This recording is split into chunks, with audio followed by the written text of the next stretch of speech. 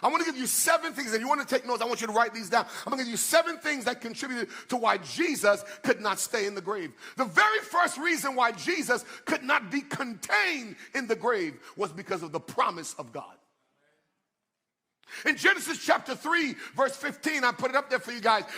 God says, and I will put enmity between you and the woman, between your offspring and hers. You will be crushed. You will crush his head, and you will strike his heel. Here's what God said. He says, the promise over Jesus cannot be contained even in the grave.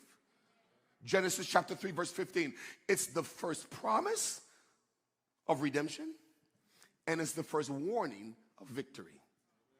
Let me back up. It's the first promise, what we call messianic promise, but it's also the first warning to the enemy that what you try to do to Jesus will not succeed. Because even if you put him in a grave, what is over his life, what he carries, will bring him out of that grave. And the reason why Jesus could not stay in the grave was because the promise was stronger than the premise.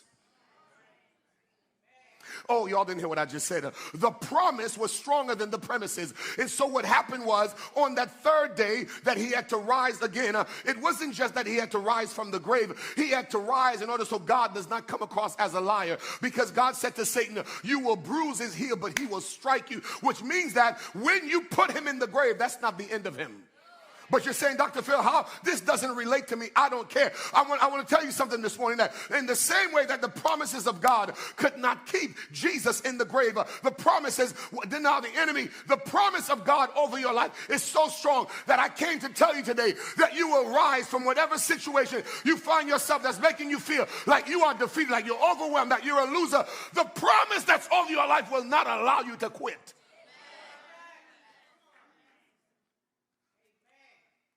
Let me teach you something here real quick. The most dangerous person you can challenge is someone who has promise operating over their life. I'm going to need y'all to help me preach for 2 minutes. The most daunting person that you can try to defeat is someone who understands that they're not just walking by themselves, but they're operating with the promises of God over their life. And here's what promise does. Promise puts you in places that cannot contain you.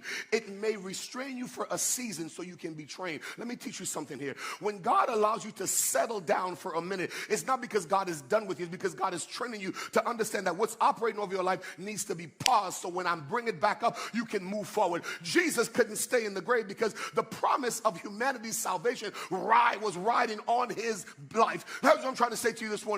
When God has a promise over your life,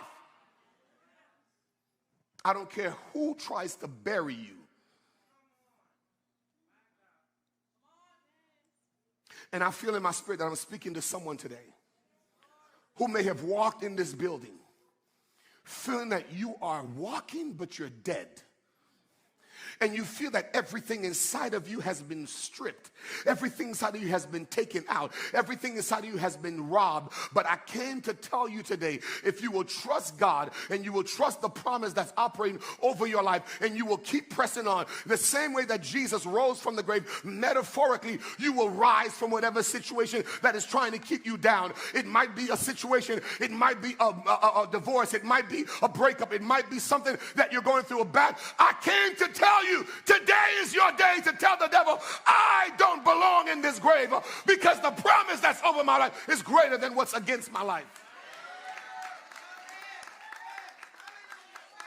Listen, you can try to criticize someone, but you can never annihilate promise. Who am I preaching to this morning? You can try to tell someone they're not good enough, but the promise won't allow them to accept it. And when promise shows up, they will call you arrogant. When promise shows up, they will call you bold. They will say, you think you're all that. What you don't understand is the promise that's over my life will not allow me to accept what you did as the final say. You don't hold the final chapter. The promise over my life won't allow that. When the Bible says he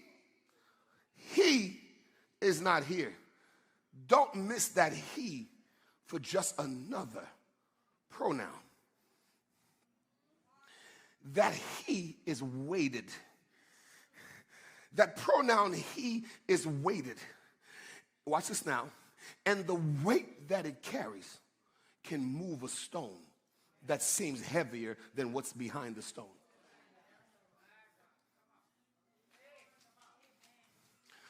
And I want to tell someone today who's listening to me, the promise of God over your life will be the reason why you rise up from whatever grave the enemy is designing to keep you in.